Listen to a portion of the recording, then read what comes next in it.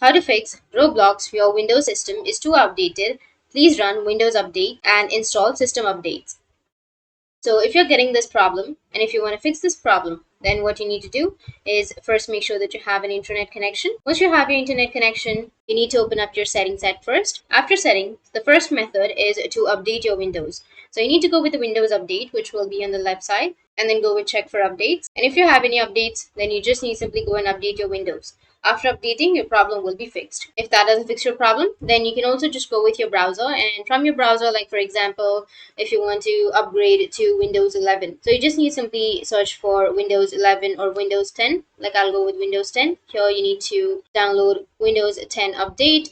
So go with install Windows updates right here. Click on it. And from here you need to go with check for Windows update. And after that, it will download and install the latest update. After updating, it will fix your problem. So that's it. And if you have any questions, feel free to comment below. Thanks for watching.